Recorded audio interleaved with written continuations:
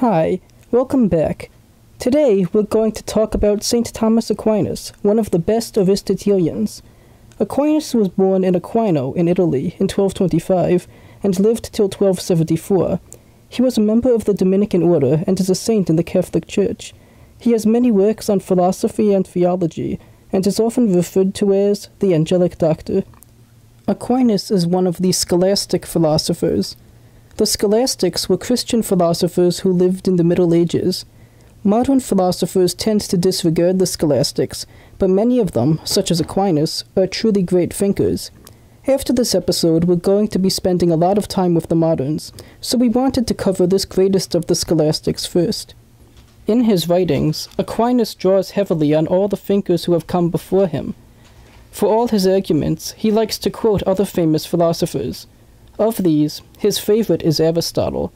In fact, Aquinas often refers to Aristotle simply as the philosopher.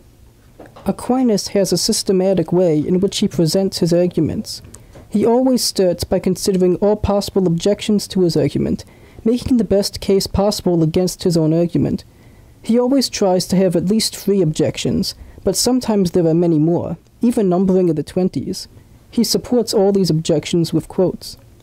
Then, once Aquinas has made the best case against his position, he goes on to show why, in spite of these objections, his argument is still true.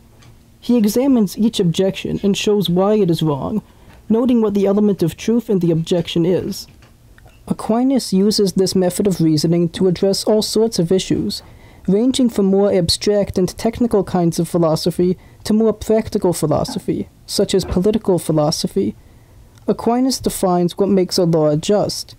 It must be in accord with reason, it must be made by the rightful government with the good of the people in mind, it must be enforceable, and it must be promulgated by law.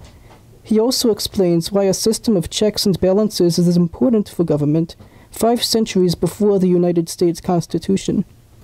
Aquinas, as we have said, is an Aristotelian.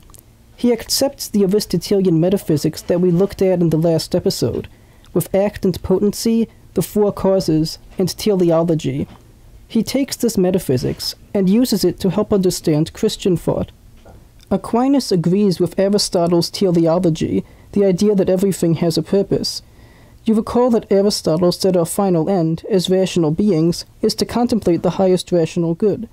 Aquinas agrees with this, but by combining Aristotelianism with Christian thought, he is able to have a deeper understanding of what this means. For Aquinas, contemplating the cause of the universe doesn't mean just doing philosophy. It means contemplating God in heaven. Aquinas, by using Aristotle's philosophy, is able to have a grounding for his thought that is intellectually solid and is connected with the everyday world. Also, by relying so heavily on all the philosophers who came before him, he is able to have a comprehensive system of thought. By engaging with older philosophers, it is more like having a conversation.